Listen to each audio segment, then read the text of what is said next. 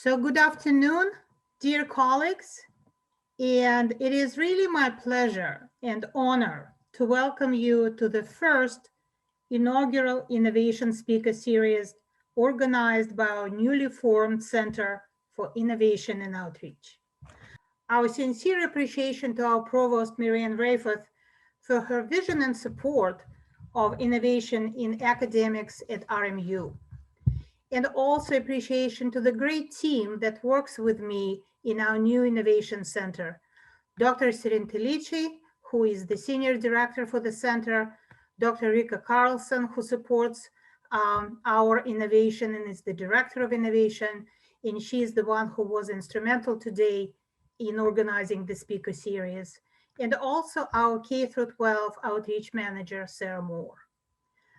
I also want to thank Dr. Chris Howard, our 8th president of RMU, who made this event possible, as he introduced us to Dr. Anthony So, our inaugural speaker today. Dr. Howard did so by first encouraging a cross-disciplinary team of RMU students and faculty to apply to the Innovation for Health competition organized by Dr. So at Johns Hopkins University. So we are certainly excited to have Dr. Howard introducing Dr. So, but some of you are outside of the university. I would like to share with you a brief bio of our 8th president of Robert Morris University. Dr. Howard is a graduate of the United States Air Force Academy. He earned his doctorate from the University of Oxford as a Rhodes Scholar. He also earned an MBA with distinction from Harvard Business School. Dr. Howard's military career included service as a helicopter pilot and an intelligence officer, and he was awarded a Bronze Star for his service in Afghanistan. Dr. Howard was previously president of Hampton-Sydney College in Virginia, a VP at the University of Oklahoma, and also had a successful corporate career with GE and Bristol-Myers Squibb.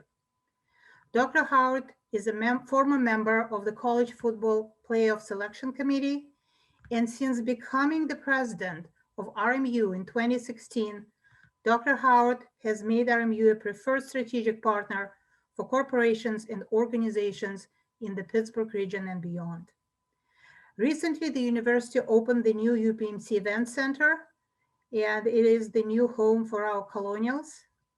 And RMU is on the US News and World Report list of the best national universities and is in the midst of a very successful record-setting fundraising campaign. Dr. Howard is married to Barbara Noble Howard from Johannesburg, South Africa, and Howards have 2 adult sons, Cohen and Joshua.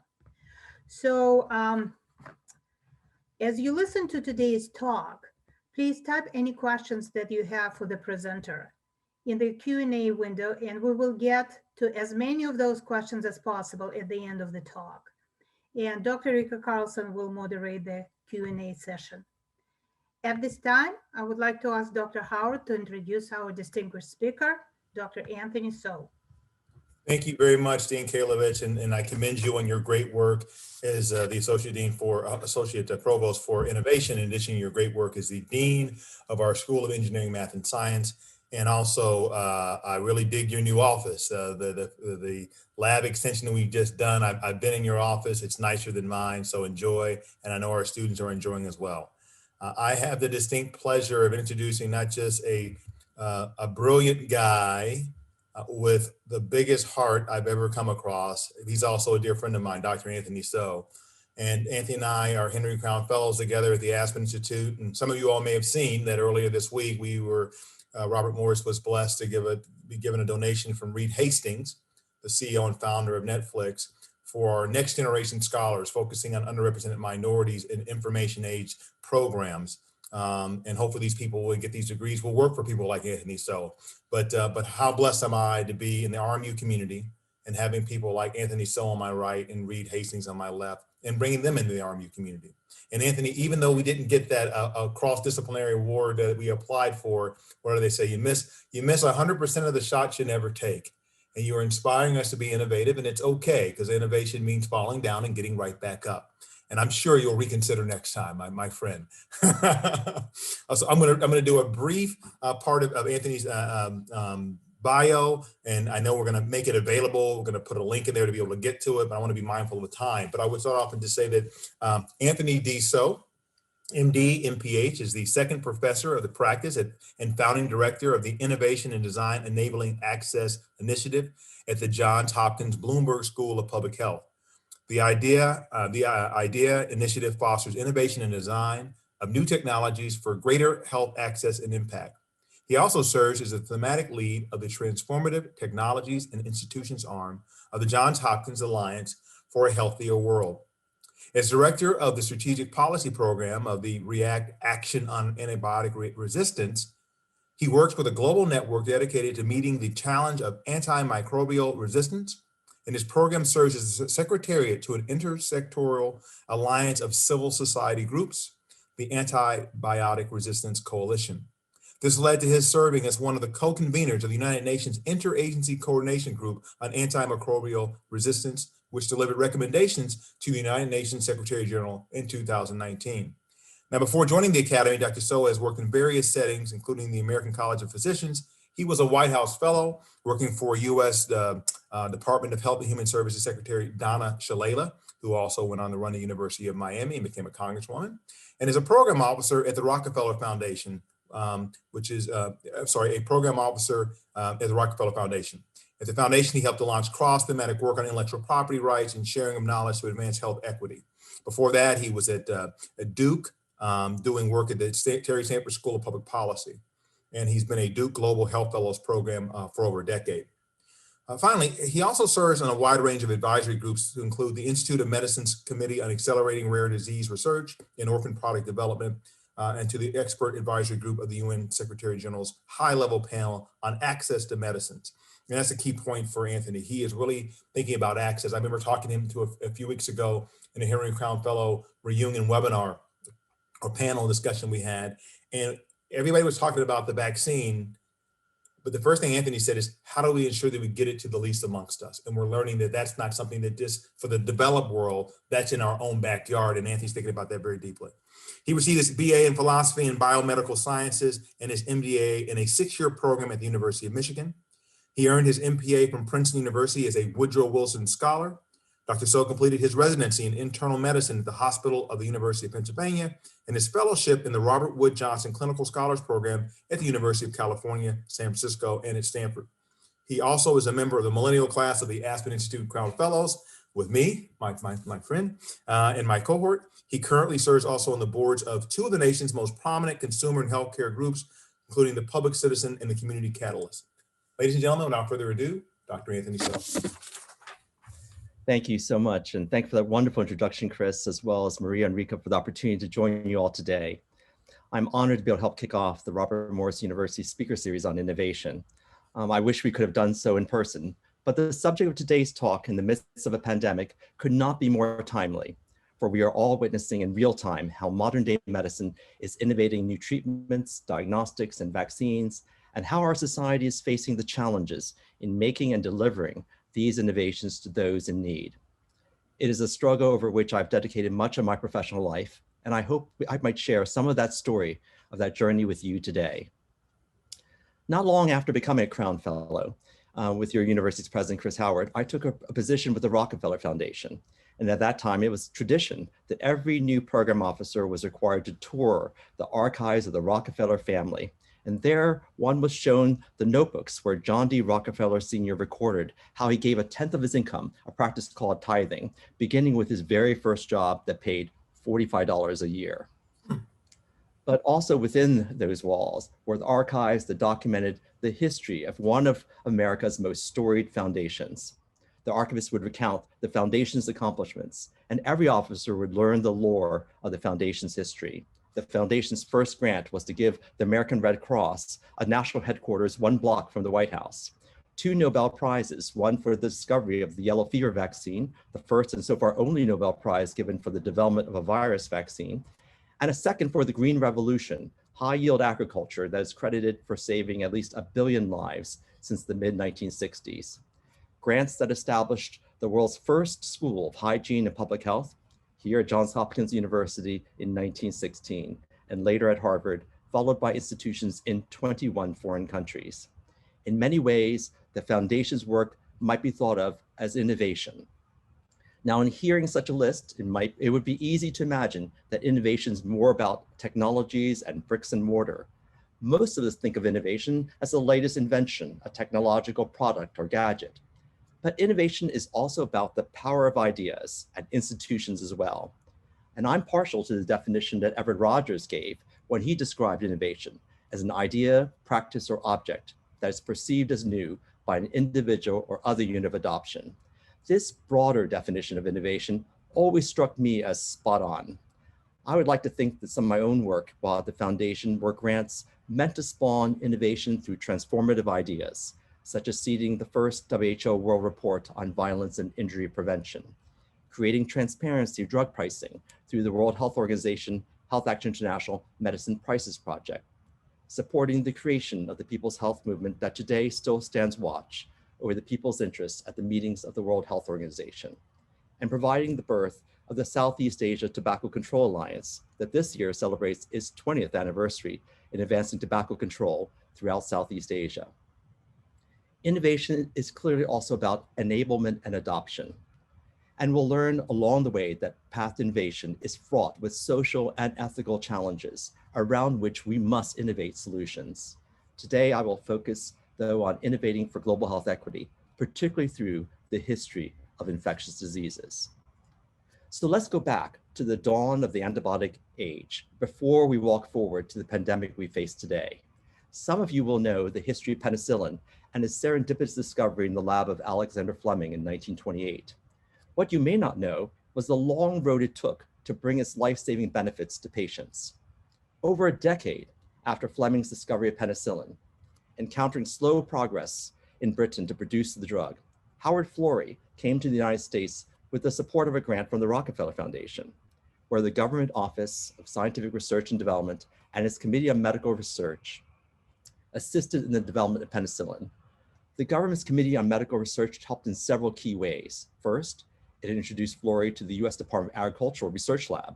I was looking for economic use for corn steep liquor, which turned out to be the ideal culture medium for penicillin. Secondly, to scale up production, the Committee on Medical Research got appropriate waivers to overcome industry concerns of antitrust if firms cooperated in developing the drug.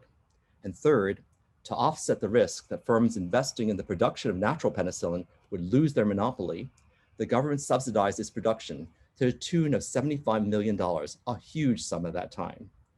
Pfizer, then a small firm, possessed the critical process, the innovation of submerged fermentation that enabled the scale-up of penicillin production. And in 1941, Pfizer entered an agreement with Merck and Squibb to exchange fully research and production information for this project. Of note, Merck would then have access to a technology useful for its own subsequent work on streptomycin. Now, on a wartime footing at that time, scale-up was rapid. By 1944, 21 firms were producing penicillin. The results within a decade were that penicillin production as a generic drug by multiple firms multiplied over 70-fold, and the price fell from $200 per million Oxford units to 50 cents. And in this abbreviated history, you can already hear how we might want history to repeat itself. Pfizer was then a small firm, but today you may all know it as the pharmaceutical company that brought with BioNTech the first mRNA COVID-19 vaccine to market under FDA emergency use authorization. So let's keep stepping forward in history to the 1980s onward. This is Hans Rosling's famed Gapminder World Health Chart. And on the x-axis, we have income per capita, and the y-axis, life expectancy. You'll see 3 countries highlighted on the chart. As you can see already in the animation in motion, Korea, Zimbabwe, and South Africa. And across the span of my life, you'll see actually how life expectancy has changed over time as the graph is animated. So what accounts for this free fall in life expectancy that you see in Zimbabwe and South Africa on this graph? I hope you're thinking virtually, AIDS. In what was a generation ago, before some of you may have even been born, we faced AIDS, a very different pandemic. My generation came of age when AIDS began sweeping across the globe. We trained largely as the first AIDS victims started entering our hospitals. We were physicians to patients who are often our age, dying of an immunodeficiency disease that we could not treat. So the Treatment Action Campaign made a global referendum on the right to access to medicines, life-saving AIDS drugs for patients in the developing world. But it proved to be a turning point that made the arcane language of intellectual property rights a part of the public health lexicon, and the fight over the pricing of patented HIV/AIDS drugs a watershed moment in public health. Now, those of us who train to be doctors and public health practitioners never expect to learn the language of patent lawyers or trade attorneys, but today you can hear debates over the role of intellectual property rights in nearly every discussion of access to medicines, and also in the rallying cries of civil society calling to free the people's vaccine. Now, what fueled these protests in the streets? At that time, the price of triple drug therapy came to $10,000 to $15,000 per patient per year in places like South Africa, well beyond the means of most families in South Africa, and too high for the global development community to take on. $10,000 to $15,000 per patient per year for the 25 million afflicted with HIV/AIDS in low and middle income countries for life. Now this is what I call the price of hope. For without the prospect of treatment, why would anyone seek voluntary counseling and treatment, testing for just the promise of stigma and no treatment for a lifetime? Yet in the late 1990s, there were major public health officials who argued that we could not treat 25 million afflicted in developing countries for AIDS. The price of hope was too high. And back on the plane from Cape Town, I thought back on these policy issues and wondered why we could not lower the price of hope. I returned to the foundation where a group of us built a cross-thematic portfolio called Charting a Fair Course for Intellectual Property Rights. And my first grant at the foundation was to a group now called Knowledge Ecology International that negotiated the entry of a generic version of triple therapy for HIV/AIDS. The Indian drug firm Cipla introduced this treatment at $350 per patient per year. At less than $1 a day, it was no longer possible for the global development community to turn its back on treating the 25 million people in low and middle income countries. At less than $1 a day, the creation of a global fund to fight AIDS, tuberculosis, and malaria could also become a reality. 20 years since we struggled over HIV/AIDS drug prices, we still face concerns over affordable access to life-saving drugs, from the latest cancer treatments to the cure for hepatitis C. And the issue of high drug prices is not just one of affordable access in low and middle income countries, but also being heard in places like the United States. And now, once again, with COVID-19, these issues are playing out in real time in our newspaper headlines each day. In our BMJ study, published in mid-December, we took a snapshot of which countries had made agreements with vaccine manufacturers. As of mid-November, just over half of these vaccine doses were reserved by high-income countries, even though they represented only 14% of the world's population. But among high-income countries, there were huge differences too. The United States had reserved 800 million doses, but accounted for a fifth of all COVID-19 cases globally, whereas Japan, Australia, and Canada had collectively reserved more than 1 billion doses, but did not account for even 1% of global COVID-19 cases at that time. As you can see in the bar graph on the left, this resulted in a situation whereby Canada had reserved nearly 5 two-dose courses of COVID-19 vaccines for its population, while the United States had just over 1 course reserved. Of course, the picture is far more complex, and we would not know then which of these vaccines would have failed. But we could already see signs of the world would fall short of supplying enough vaccines for the entire world's population by the end of 2021. We took the maximum projected capacity if every one of the vaccine manufacturers with sizable publicly known purchase commitments successfully brought their vaccine to market and scaled it as hoped for. In the bar graph on the right, we found up to 40% of the vaccine courses from these manufacturers might have potentially remained for low and middle income countries, less if high income countries exercise options to scale up their purchases, more if high income countries share what they have procured. But even under this very optimistic scenario, we could expect that nearly a quarter of the world's population would have to go without access to a vaccine until at least 2022. We point out that the governments and vaccine manufacturers might provide much needed reassurances about how equitably COVID-19 vaccines would be allocated, if only they would be more transparent and accountable over the agreements they were striking. Since we published this article, the vaccine landscape picture has changed significantly week by week, but the key takeaways remain sadly much the same. So let's unpack why things can go so wrong, such that we have millions without access to health technologies, when modern day science has already discovered and often brought these innovations to market. And in so doing, let's ask ourselves how we might innovate around these barriers in order to advance health equity, and thereby, as we saw in the case of HIV/AIDS, lower the price of hope. To give some framework to our discussions, I'm going to focus on 3 hurdles: therapeutic, financial, and structural. Now, these hurdles are not mutually exclusive, as we'll see. By therapeutic access, we are referring to barriers that stand in the way of investing in R&D of health technologies that meet public health priorities. By financial access, we are referring to the barriers of financing or cost that face the healthcare delivery system in accessing or delivering these health technologies. And by structural access, we are referring to the barriers in the healthcare delivery system, particularly the last mile challenges in reaching patients in need with these technologies. What I like about this framework is how it maps to the supply chain from bench to bedside. So therapeutic access corresponds to the R&D pipeline, financial access relates to the marketplace, and structural access maps to the delivery system. As we go through these, I'll try to telescope in the short space of this talk what we begin to cover in an intensive 4-day Summer Institute course and what we could easily spend an entire semester discussing in detail. So let's begin with therapeutic access. These challenges are upstream in the R&D pipeline. Why is there a mismatch between what drug companies focus their R&D efforts on and what the public health needs are? So to answer this question, we have to get into the mindset of the pharmaceutical industry. The point that R&D is a long, costly, and risky process is well taken. It can take 10 to 15 years to bring a drug to market. So what would a drug manufacturer bringing a drug to market today have noticed about the market a couple of decades ago, laying out its plans for R&D? On the graph here, we can contrast the share of the global disease burden and global pharmaceutical sales in 2002. You can see 2 differently colored bars on this map of the world. Let's call them blue bars and orange bars. The orange bars represent the share of the total burden of disease across the globe. The blue bars are the share of total pharmaceutical sales across the globe.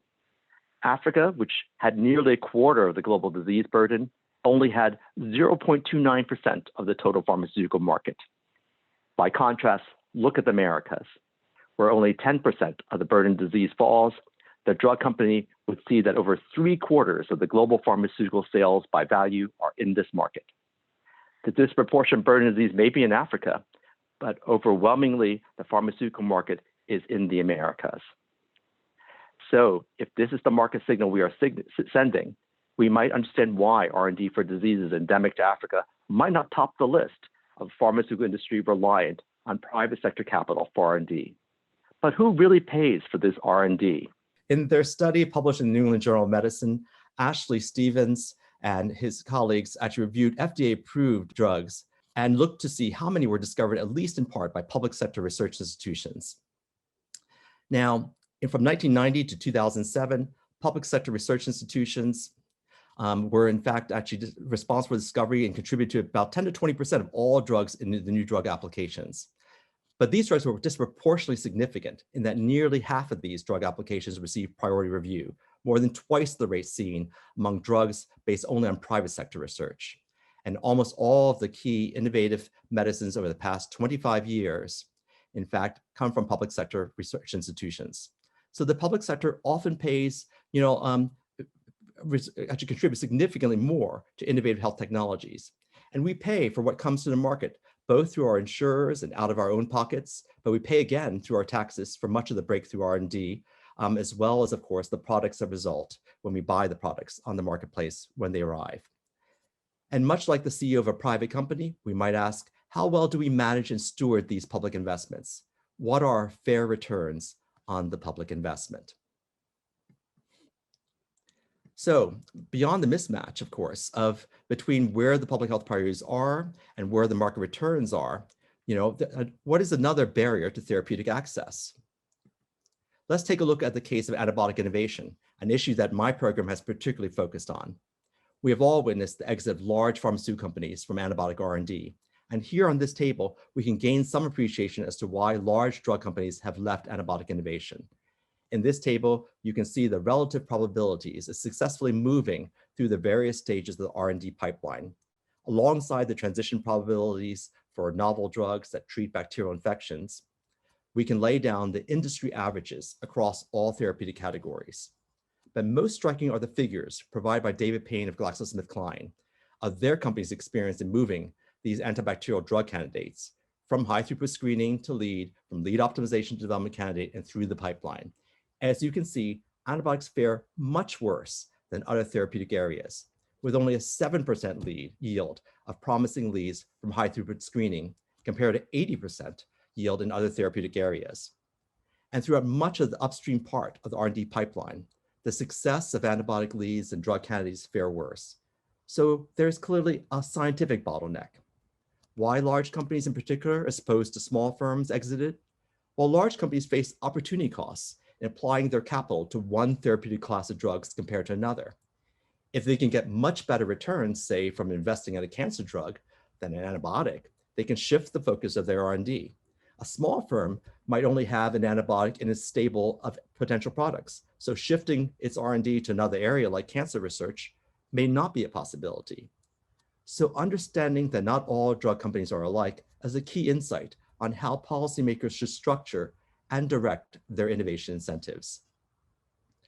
Now, one final point before we leave therapeutic access. Too often, innovation incentives are done on a drug by drug, company by company approach. From a systems perspective, this bet by bet approach is not only potentially inefficient, it does not address the root determinants of faltering innovation ecosystem. There's a collective action failure that we can overcome if we just pooled our efforts and took a systems approach. Now, we can take these policy interventions across the entire R&D pipeline, from identifying promising drug candidates through the 3 phases of clinical testing to market launch. For example, what if we could take up a notch the important work that NCAT does, the NIH's National Center for Advancing Translational Sciences, is doing by directing and supporting efforts to provide what we call pre-competitive inputs, contracted services for pharmacokinetics and pharmacodynamics, for toxicology, and other services that make it easier for all firms taking on these risks to bring promising drugs to first-in-human clinical trials. What if we pooled clinical trial data that might also lower the costs of bringing a new drug to market? We could pool the data sets of controls, actually, of novel antibiotics that could be readily compared against. And might that help speed clinical trial testing of such drugs? Could we encourage, if not require, companies and academic research institutions to share their data, even for drug candidates that are shelved by one institution, which might be picked up by another? In Alzheimer's, where we've struggled for years to find a promising treatment, the industry has come itself around to this conclusion, and the Coalition Against Major Diseases has begun to do just that, creating an online data repository where control arm data are being shared. And these studies come from multiple companies, and their working group has created a standard for collecting, storing, and interchanging Alzheimer's clinical trial data. And over 15 companies have participated in remapping their existing clinical trial data into this new format for sharing. What if we pooled technologies that can be used in combination drug treatment for AIDS? In fact, we do now. The Medicines Patent Pool seeks voluntary licenses from originator drug companies so that new drug combinations to treat AIDS, some to treat children, might be developed by generic companies. And a similar idea has emerged recently in the COVID-19 space, where the World Health Organization has called for the creation of CTAP, the COVID-19 Technology Access Pool, where the building blocks for such technologies might be shared.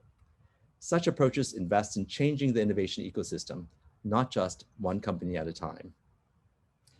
Now, we've already begun to touch on how finances flow through the innovation ecosystem and how that shapes what technologies are developed or not. However, financial access refers to whether these health technology products are efficiently and affordably delivered to those in need.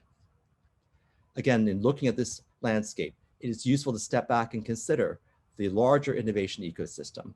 In reviewing 60 years of pharmaceutical innovation, Bernard Munoz, then at Eli Lilly, found that new drug output from pharmaceutical companies over the period has remained constant. And he suggests that this flatlining in new drug output might just reflect the limitations of our current R&D model.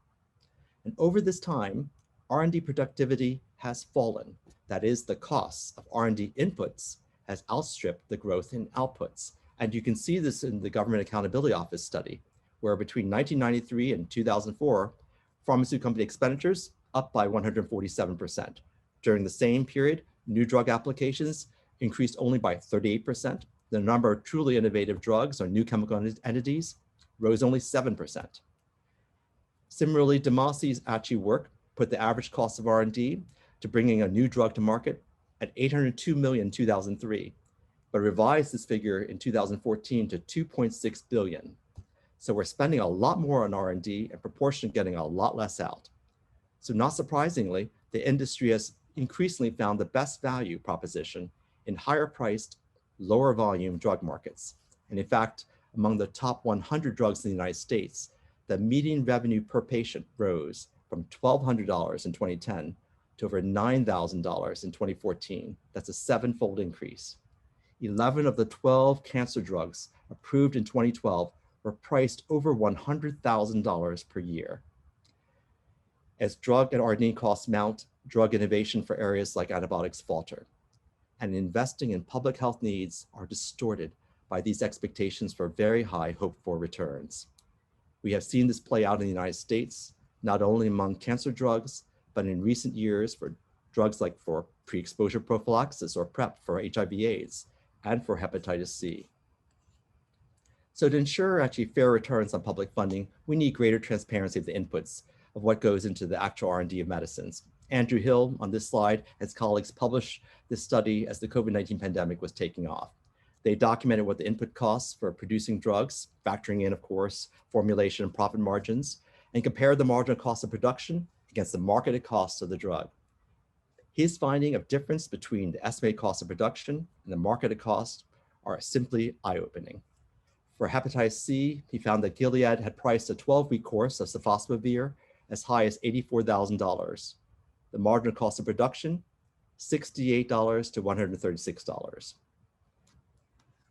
Anticipating potential COVID-19 treatments, he did the same sort of analysis actually for a number of potential treatments that were being considered as the pandemic was unfolding. As you can see on the table, in fact, there was a huge gulf between, of course, the estimated production costs and the market costs per treatment. And so we can actually find that to ensure really that we know when price gouging or profiteering occurs, we will need to actually have transparency of R&D costs. How much did the company invest in the product's development? How much did it benefit from government or philanthropic funding along the way? What did the clinical trials cost? And how much does it cost to manufacture the product? You know, we may not know much more than drug price includes R&D costs and then some, but of one thing we are certain, public and private payers, and ultimately consumers, pay for all of that in the price of a drug on the market. And we often pay twice, once for the R&D, and then again in the purchase price of the medicine. And is this question of paying twice, once for the R&D and the second time for the resulting end product, that has commanded policymaker attention? Across the aisle, politicians of both parties in the United States have questioned why Americans pay higher prices for medicines. And so often the answer we hear is that it's because we're footing the R&D premium for pharmaceutical innovation. Peter Bach and his colleagues took a look at this argument by analyzing 15 drug companies manufacturing the 20 top-selling drugs globally in 2015. The US drug prices were compared to publicly available pricing in Canada, Denmark, Ireland, and the United Kingdom. And what they found was really quite interesting. List prices for other developed countries averaged 41% of US net drug prices, or in other words, they paid for less than half of what we did in the United States. The premium earned by US net prices, exceeding what other countries paid for these drugs, came to $116 billion, which exceeds by a large margin the total $76 billion that these 15 companies spent on all of their R&D globally across all products. The authors argued that if the magnitude of this premium paid by US consumers and payers could have been lowered to the level that matched the actual global R&D costs across the 15 companies, US taxpayers could have saved $40 billion in 2015. That was the year when the total US spending on pharmaceuticals came to only $325 billion. So this is importantly actually an area where lowering the price of hope might mean that we have to narrow actually this chasm between what it really costs to produce a drug and what a drug company charges for it. One can really would have to ask oneself actually whether all of these factors actually that come into play can really explain why an $84,000 cure for hepatitis C could, as Andrew Hill and his colleagues suggest, be produced for an estimated $100 to $250 for a 12-week treatment course, even after factoring a 40% margin for formulation. Now, what is remarkable in the times we're living through is that you can see all the innovative finance mechanisms at work in real time. Consider how we're trying to bring COVID-19 vaccines to market. Not only are we using, as we described, actually a variety of different mechanisms, such as push and pull financing, but importantly, actually, as our BMJ study showed, high-income countries in particular, of course, are trying to buy up, of course, these even before they come to market. These pre-market purchase commitments, which are loosely called advanced market commitments, actually oftentimes provide the financial capital to scale up vaccine production. By contrast, of course, countries are now transitioning as these vaccines are coming into market under FDA emergency use authorization. They're transitioning to make advanced purchase commitments, buying the vaccines after they hit the market. Now, this is going to go on for years to come as we try to keep the pandemic in check. And while leading vaccine manufacturers have to varying degrees assured the public that they are using non-profit pricing during the pandemic, the big question is, how long is the pandemic going to last? Or at least by their definition. How long will this pricing be sustained? And that's, of course, the key to our next, of course, intervention for innovation. Even if we are able to turn the corner on treatment with drugs or vaccines effective against COVID-19, we will still face challenges to scale production, maintain a stable supply when the pandemic subsides, and stockpile for the next resurgence. We can not only pool intellectual property to enable innovation, we can pool procurement. So we talked about pooling intellectual property for HIV/AIDS medicines. We can also pool the demand side, actually buying through what we call monopsony power. And an intergovernmental facility for pooled procurement could forecast demand, which would assure drug manufacturers of secure payment, and also provide technical assistance for scaling up such products. And fortunately, we have lessons to build on for this. The Global Drug Facility has worked to ensure access to TB commodities, and the PAHO's revolving fund for vaccine access has purchased vaccines for Latin America and the Caribbean region for years. Beyond procurement, of course, governments can exercise greater control over the manufacture of technologies for COVID-19. The US government has had the National Defense Production Act on the books since the Korean War, and under its authority, the federal government can compel manufacturers to produce specific goods, from ventilators to personal protective equipment, to combat the pandemic. This law, though used for the military to prioritize its orders over our clients and manufacturers, has very seldom been used, at least by the Trump administration. In fact, only for N95 masks for a limited actually time.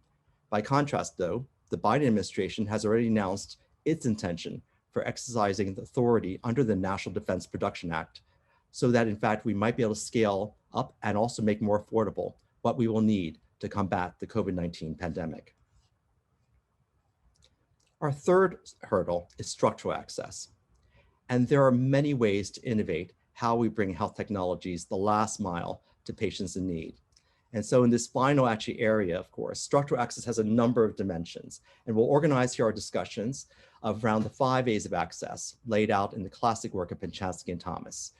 The 5 A's include affordability, availability, acceptability, accessibility, and accommodation.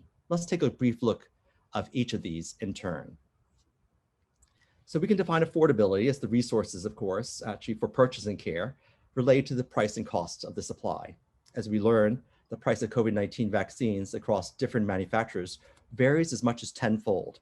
Or in other words, the price of a single dose or course of one COVID-19 vaccine could cost as much as buying doses or courses for 10 patients with a different vaccine. But other factors come into play. We might pay a higher premium for better structural access, a vaccine with greater efficacy, one that is easier to deliver, or one that simply comes to market first. On the table in this slide, you have 2 of the mRNA vaccines that have come to market first, the one by Pfizer-BioNTech and the one by Moderna. And there's a third one, CureVac, actually that's still on its way for market authorization. Now look at the prices, of course, paid by the first 2.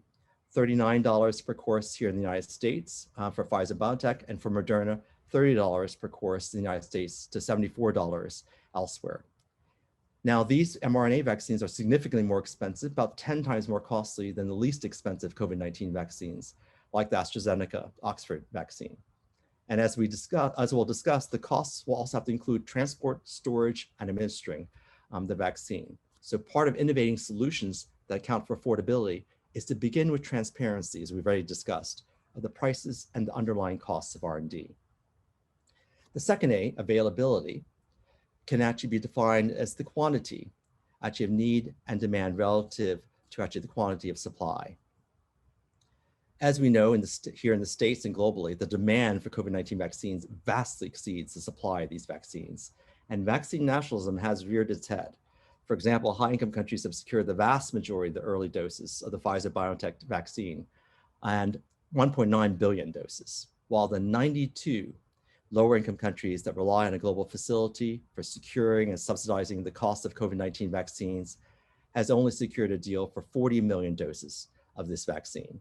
Put more starkly, Dr. Tedros, Director General of the WHO, put it in his opening remarks at the WHO's Executive Board. More than 39 million doses of vaccine have now been administered in at least 49 higher income countries. Just 25 doses have been given in one lowest income country. Not 25 million, not 25,000, just 25. As these deals go forward, high income countries, of course, are taking on additional steps to buy even more of these vaccines. You can hear this, of course, with the US efforts to secure even more of the Pfizer-BioNTech vaccine. But Pfizer-BioNTech itself has had difficulty keeping up with demand. So in fact, of course, they have tried to of course, get, particularly where the European Union has been facing cutbacks in the supply of vaccines for Pfizer-BioNTech, the European Union has threatened to consider export controls on the vaccines, but it's backed down actually to just monitoring, of course, the export of these vaccines. So despite, of course, the concerns over vaccine nationalism, what's sad is that the United States could have taken a lot more credit for spending billions of dollars to speed the development of COVID-19 vaccines to market, your and my taxpayer dollars. But Congress has in fact allocated $4 billion to Gavi, the Vaccine Alliance, which runs the COVAX facility that is, of course, the hub where all the particular developing countries of the world are hoping to receive vaccines through, and that was part of the COVID-19 stimulus package in December. Yet unfortunately, what the world will remember of the last year is that our US president initiated withdrawal from the World Health Organization and refused to join the COVAX facility, to which over 180 countries have joined, representing 90% of the world's population. Only 2 major vaccine producing countries in the world did not join the COVAX facility, the United States and Russia. Fortunately, in the past week, the incoming Biden administration has begun to reverse these actions. And so we are in fact now going to resume actually our membership in the WHO and hopefully a coordinated global response in the face of the worst pandemic in a century. Let's turn to the third A, acceptability. And this of course refers to the social cultural concerns of patients and providers as they relate to the attributes of each other. And it's this dimension of structural access that figures prominently actually as COVID-19 vaccines have been brought to market. And there are several factors that influence how the public accepts these vaccines that have been brought to market with unprecedented speed. The first was vaccine efficacy, of course, and we're really fortunate that the first 2 vaccines approached nearly 95% efficacy with few adverse reactions. Secondly, the clinical trials were done in settings like the United States. So it was not a difficult, it was not difficult for our domestic population to be persuaded that in fact it applied to our population and that we could adopt and scale it here at home. And the third, of course, it had to be powered right as a clinical trial. And importantly, actually, Pfizer-BioNTech and Moderna took great pains to enroll significant numbers of people from communities of color in the United States. And that, of course, speaks to the racial inequity challenges we face as we roll out, of course, the vaccine.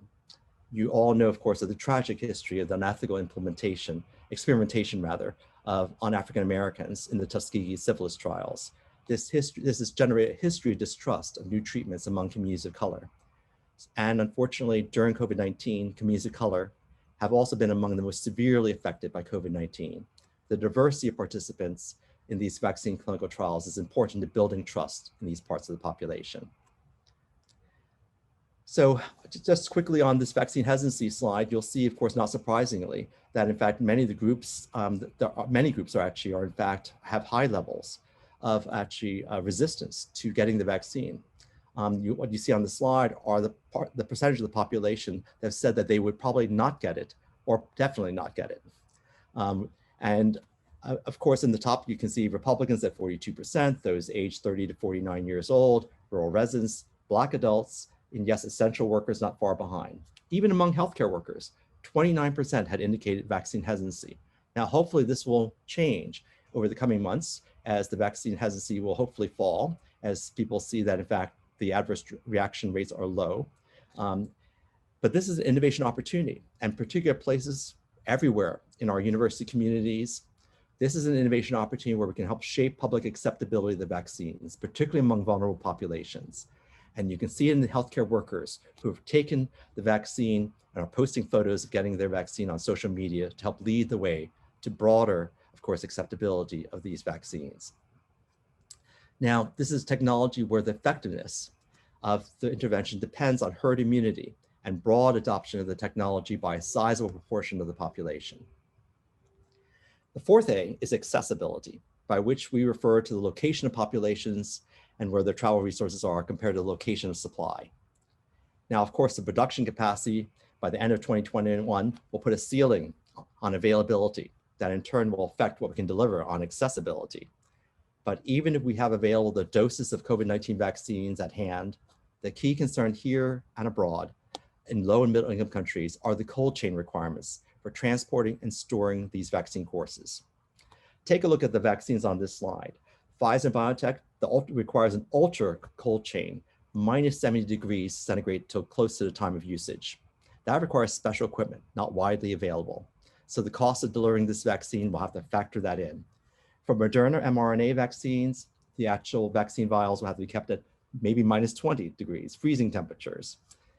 Now, CureVac, the third mRNA vaccine not yet on the market, has the promise of being stable at standard refrigeration for at least 3 months. We still don't know whether it'll be as clinically effective as the 2 mRNA vaccines that have come before it. But as you can imagine, if it is, it'll be a game changer because it will enable us actually to think about how can we deliver and ramp up a vaccine that could be used in remote settings where in fact the cold chain infrastructure may not be as strong, but we actually may be able to still maintain refrigeration. The fifth, the 5 A's, is accommodation. The way resources are organized for entry into the healthcare delivery system and the client's ability to accommodate to these. And we've witnessed the challenges of accommodation firsthand as the vaccine rollout has been underway here in the United States. Both Pfizer, BioNTech, and Moderna vaccines require 2 doses to achieve the nearly 95% efficacy rates reached in clinical testing. As you know, of course, from the news, the surge in COVID-19 cases has pushed our hospitals in some cities to their breaking points. So rather than reserve the second dose for every person who received the first dose, there's been a rush to vaccinate as many as possible with the first dose, and that'll afford partial effectiveness. However, supply chains are stretched, so those seeking the second dose of the vaccine are facing canceled appointments because there may not be enough doses available. Now, this morning, you all heard even the Johnson & Johnson's single-dose vaccine, which has some promise as a one-dose vaccine has just emerged. I'm not sure yet whether its effectiveness, particularly against the South African variant of COVID-19, will make it a game changer or not. But thinking about its potential value helps us really define another type of way in which we manage innovation, a target product profile. So what would be the ideal second-generation vaccine that we seek? And so you can see in the profile of the Johnson & Johnson viral vector vaccine, it doesn't require a second shot, and it can be stored in a standard refrigerator. If its effectiveness were even greater, of course, then we would have a profile what might be an ideal game changer to put into the mix of the current portfolio of vaccines. Bringing it all together, therapeutic, financial, and structural access. Let's reimagine how our society might do better in bringing health technologies to those in need. How might we re-engineer the R&D value chain to achieve these ends? I'll close with one fascinating development in bringing antibiotics to market that might also foreshadow how we could ramp up COVID-19 vaccine access. As I've already mentioned, the Biden administration has indicated a willingness to use the National Defense Production Act to scale up production of health commodities that we need to respond to COVID-19. While this might involve public sector production of vaccines, we may also have a nonprofit private sector model as well to complement this. In the United States, CivicRx has emerged as a nonprofit generic drug company. That's right, a nonprofit generic drug company led by Intermountain Healthcare and about 40 healthcare organizations and several foundations. So it's actually literally a group of people from the healthcare delivery system creating a drug manufacturing company. They initially announced that they would prioritize producing generic drugs that met several criteria, and including being on the WHO central drug list, if they had a price increase of 50% or more over the past 2 years, or if they were facing shortages. And importantly, as a nonprofit corporation, CivicRx members do not hold capital stock. No member derives economic benefits except through the products produced. But each of the members are allotted a fair share of CivicRx's manufactured drugs. And this system ensures that its long-term volume commitments will allow the lock-in of prices that are both reasonable and transparent. Now, while it may eventually acquire its own manufacturing facilities, it's begun striking arrangements first by contracting with generic suppliers. And at the front of the line, CivicRx's first 2 generic drugs for production are vancomycin and daptomycin, 2 antibiotics. This has attracted not only the attention of nearly 1/3 of US hospital systems that have contacted CivicRx about partnering, but also the attention of the UK Labour Party in its report, Medicines for the Many, that called for the creation of democratically owned pharmaceutical companies with specific missions to serve the needs of the National Health Service. What is particularly exciting about this business model in bringing new antibiotics to market is that it has the potential to align the interests of providers and patients in the healthcare delivery system with the interests of the drug manufacturer, which is now then vertically integrated into its operations. We'll have to see how things play out, but piloting new approaches over the systems by which we bring innovations forward can be as important as the technology innovations themselves. This kind of innovation can spell the difference in lowering the price of hope.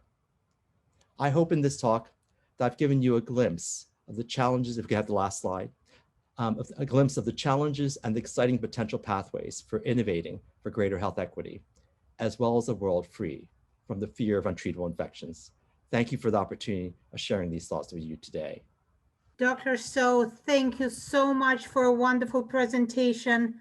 And what a great way to start our innovation speaker series at RMU. Thank you for sharing your story with us, your journey. And most importantly, thank you for showing us that innovation is always flexible and adaptable. So no matter what technology throws our way, we can overcome. So with that said, I really want to check with Dr. Rika Carlson and see if there are any questions for you, Dr. So. Thank you again for a remarkable presentation. My pleasure to be with you all. I do have a few questions here for you. So the first question is, so recently, just yesterday, it was reported in the New York Times that there's secret deals and contracts between governments and vaccine manufacturers. And so the question is, why are these secret deals for COVID-19 vaccines a problem? And why is transparency of these arrangements important for innovation? And as you can well imagine, when you are operating actually to vaccinate a world with COVID-19 vaccines, the last thing you want to be challenged by is the lack of information to do the job right. And many of these, of course, contracts are between, of course, countries and vaccine manufacturers. And they of course cover things like, how they support R&D, scale up manufacturing, or purchase vaccine doses. But the contracts also contain some really important clauses for policymakers to hold accountable those who are making these deals. Options like for scale up, incentive bonuses for accelerated delivery to one country over another. These are clauses that make it difficult for governments as a whole, and if the COVAX facility that's coordinating, of course, this vaccine access for developing countries, to place timely vaccine orders in the queue. And it's very challenging too, if not only to be able to do this kind of thing, but we also have the problem with what we call in the COVAX facility, where in fact we have high-income countries which are accessing vaccines from the COVAX facility as well. But at the same time on the side, they have these bilateral deals that are secret with, in fact, vaccine manufacturers, whether or not they're double dipping. And by double dipping, they might in fact draw away the supply from the COVAX facility that otherwise might go to those in need in the least developed countries of the world who have literally no alternative. They do not have a bilateral agreement with these vaccine manufacturers upon which to rely upon. And so this is a huge challenge that's made very challenging, actually, the equal allocation of vaccines to all of those in need. And finally, of course, it's so important for us as a public and as policymakers to really understand what are fair returns on public investments.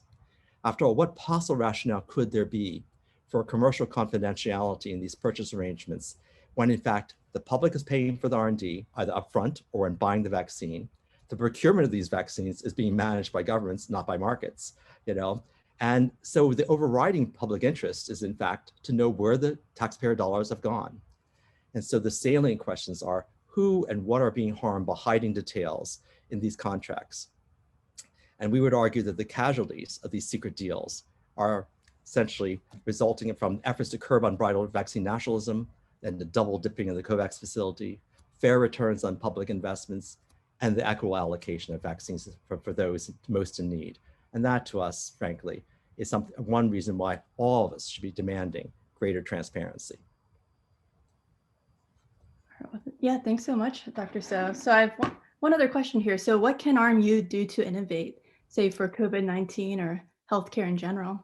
Yes, I think that there's a lot of work that can be done in every corner of our society. And at universities like RMU, where there's such a dynamic academic community, there are a number of steps we can take. One is creating the enabling environment for innovation. We work a lot with the Alliance for a Healthier World here at Hopkins, over which we oversee the Transformative Technologies Institutions arm. That particular arm is focused a lot on what we call open access and open science norms, the kinds of ways in which actually people across the globe can access the building blocks of knowledge that we are generating from our university. And this means that there needs to be a commitment at the university level for things like open access publication to journal articles. And that can be done in a number of different ways. We know that the open access article processing charges are sometimes high for a lot of those who have to pay for it on their own grants. But one way of doing this, of course, is to publish on an institutional repository the penultimate, next to last version of the article for which you still hold copyright. And of course, there are models by which to do this. And humanitarian licensing. So if you do also have an invention coming out of the university, there are ways in which to think about how would it be made with a different set of conditions for those who might be in low and middle income countries, without royalties perhaps, or under nonprofit arrangements, you know. And finally, of course, there's remarkable work that can be done as vaccines roll out. And we hear this actually in a lot of our students who are working on the Innovate for Health Global Student Design sprint that we're actually running right now, where in fact they're asking, how can we actually tackle the issue of vaccine hesitancy, the misinformation that we're seeing on COVID-19? And they're developing everything from apps to actually other ways in which to communicate through social media, the appropriate messages that counter, of course, this misinformation and of course, the challenges people might face in understanding how these technologies are coming into play to turn back this pandemic that we're all facing now. So I think there's a lot to contribute. And I hope to see the RMU students as well, of course, next year in our Innovate for Health competition as well. Oh, absolutely, yeah. We'll definitely consider applying again next year as well. Okay, so I have a few more questions here. I don't want to go through too many since we're a little bit over in time, but let's go to one more here. So will we see more nonprofit manufacturers in the near future? And will they compete with for-profits and force the for-profits to reevaluate the high prices of drugs? That's an excellent question. I'm not sure I have the right crystal ball to really imagine whether or not we will see the emergence of nonprofit manufacturing, but I think we are at a tipping point because COVID-19 in many ways has forced us to rethink how we actually bring these technologies to market. And we're realizing, as do many of the pharmaceutical manufacturers actually involved, frankly, in the vaccine particularly issue, many of them have pledged nonprofit pricing or no profit during the pandemic. So I think that model has actually taken root in some way, of course, and that's something we can build upon. What I really found exciting with the CivicRx model is that predated the COVID-19 pandemic. And we are also now seeing another actually entity called Flow, PHLOW, that in fact is doing the same scale up as a nonprofit contracted by the US government, as we understand it, to hopefully bring to scale some of the other commodities that we will actually need to combat COVID-19. Now that will play out.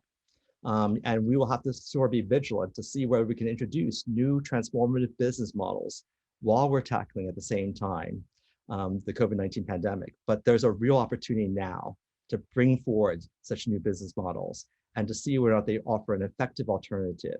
And yes, I think they can compete in a larger ecosystem with, in fact, for-profit manufacturers in a way that actually hopefully will lead to hybrid arrangements and other approaches closer to marginal cost pricing, and most importantly, greater affordability and access to those in need for these technologies that they bring to market. All right, so Dr. Sar, I just want to thank you again so much for sharing your insights on this important topic. And it was a very informative presentation, definitely timely since everybody's mind's on healthcare these days with the COVID-19 pandemic.